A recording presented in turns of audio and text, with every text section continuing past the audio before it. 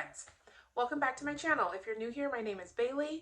I am a recent bariatric patient, girly person, whatever you want to call it. I am 6 months post-op and I've lost 70 pounds. And today's video is going to be all about how and what steps I took to get the process rolling for bariatric surgery. There are quite a few things that you have to do, and I figured it'd be beneficial to talk about it for those of you who are interested. And I hope that you enjoy this video. Let's get right into it. I was gonna say something and I forgot, but let's just jump right into it.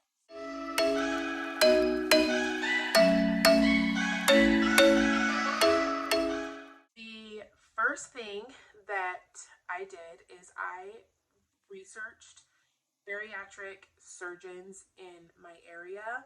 I am from a very small rural town in Utah, and so we don't have anything like that here. So I knew immediately that I was going to have to go to one of the bigger cities, which was totally fine with me. None of them are far.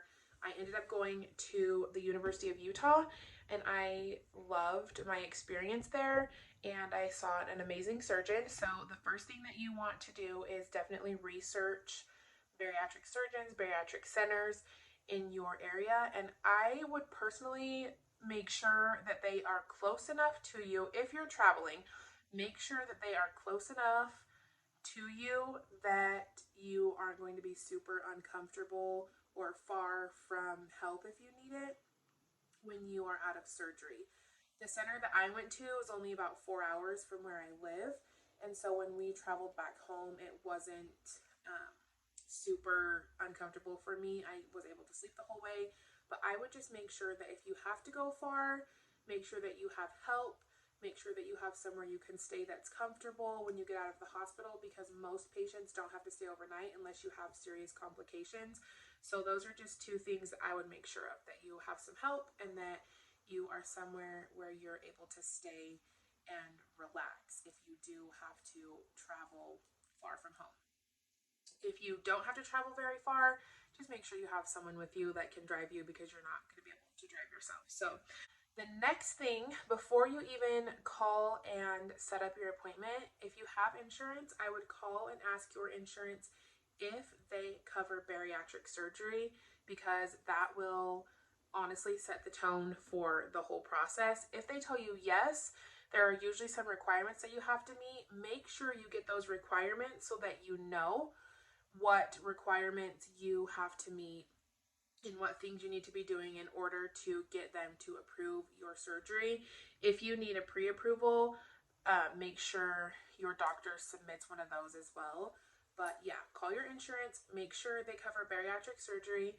Some doctors, if you want to call and ask them first for the code, the office that I went to provided the medical code on their website, and so I just called my insurance and said, do you guys cover bariatric surgery? And here's the code for the surgery that I would like to have done. And then it just makes it easier for them to know exactly what you're doing, where you're doing it, and whether or not they can approve it. After you get those requirements or an answer from them, then you can go ahead and call and schedule your consultation with the surgeon that you choose. If you are paying out of pocket, you can just go ahead and bypass the insurance step, obviously, and just go ahead and call and set up your consultation. If you need a referral, your surgeon will tell you that, but most of the time, I feel like most bariatric patients are already seeing a doctor regarding their weight, and it's something that they've talked to their primary care physician about, and their physician will probably tell them, like, hey, have you considered weight loss surgery? Or you can ask them, like, I've been considering weight loss surgery. Is there anyone that you can refer me to? You can do it that way as well.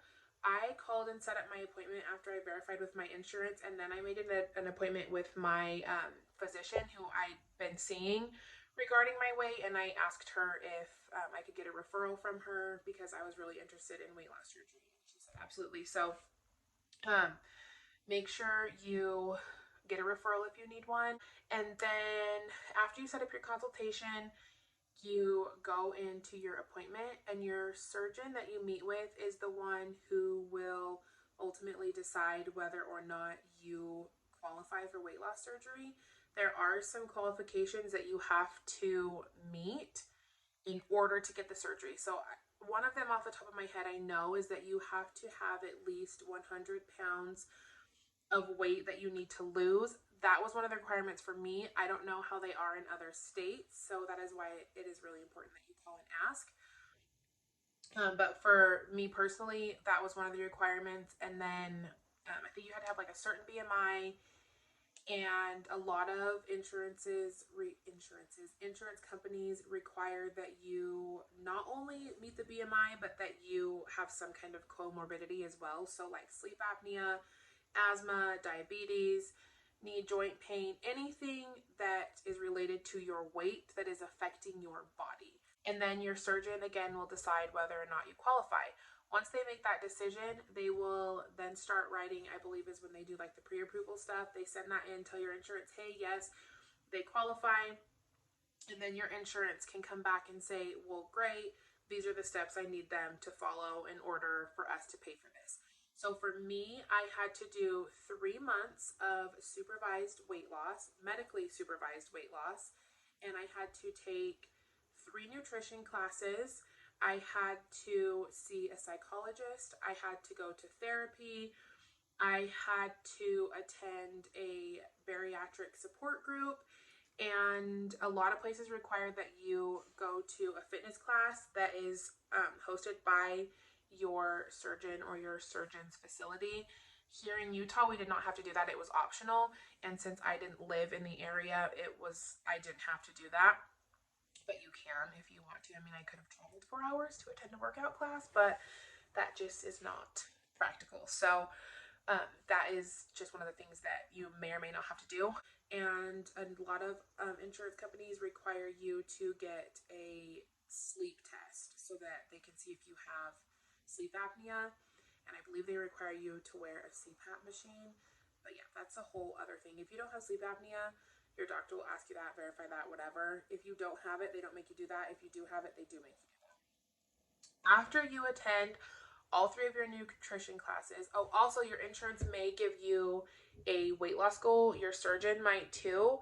They might tell you, hey, in order for you to qualify, we need you to lose X amount of pounds before this date so that you can get your surgery.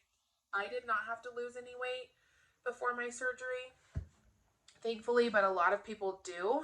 So just make sure that if you are one of those people that needs to lose some weight before your surgery, that you do that and that you're really sticking to that, because this is what the insurance is looking at, is whether you follow this medically supervised weight loss plan or not. So make sure that you are really following it and doing everything that you need to do so that your surgeon can report back to the insurance that yes, they did everything I asked them to do and they're still a great candidate. Once you do, my eye is twitching, the nutrition classes, then oh my gosh, it's twitching so bad. Oh, it's driving me nuts.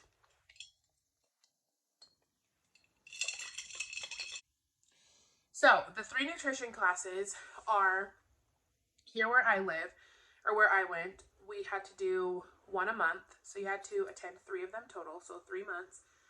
And then you want to make sure that you don't skip any or try your best not to have to reschedule any, because then you have to wait until the next one, which is not until the following month, and that just sets your appointments back super far. So just make sure you're attending your classes, meeting with your nutritionist, meeting with your surgeon, following the steps that you need to do, and not rescheduling if you don't have to. I made the mistake of rescheduling 2 appointments because, I mean, not really a mistake, but we just weren't able to make it up to Salt Lake, those 2 appointments. And I scheduled them so far out that I didn't realize until like the week before, like, oh my gosh, XYZ, I can't go.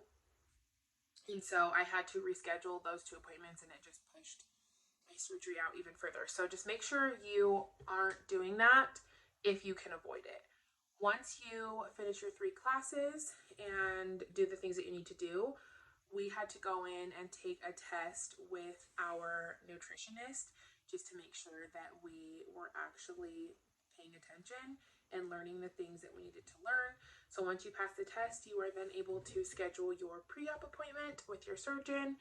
You go in, schedule your pre-op appointment, and this is also where they submit your paperwork, classes, whatever, to your insurance. It's about 2 weeks before your insurance decides on an answer. And then if they tell you yes, great. Sometimes they will tell you yes, but we need some more paperwork from your surgeon. Like, we don't understand why you need this. So, like, can we just get some more documents? Whatever. They'll let your doctor know. And then they can fully make an answer, let you know. And then someone from your bariatric team will reach out to you and ask you, like, hey, we've got an approval. Is this date still good for you? And if it's good for you, it's good for you. And you tell them yes.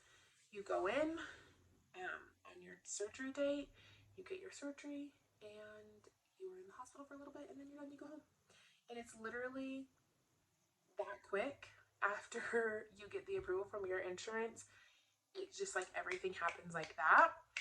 And then next thing you know, you're 6 months post-op and 70 pounds lighter and happier and healthier and working out and buying smaller clothes, and it's just incredible. So I hope that was helpful. I know I rambled a lot.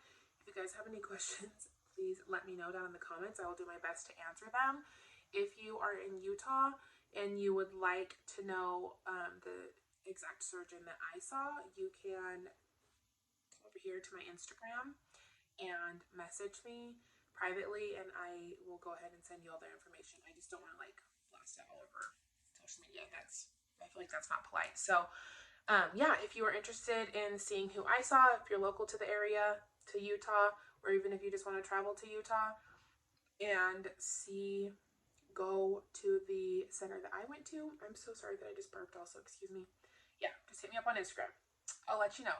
But otherwise, I hope you guys enjoyed this video. I hope you found it helpful, and I hope you stick around, and I will see you guys in the next one. Bye!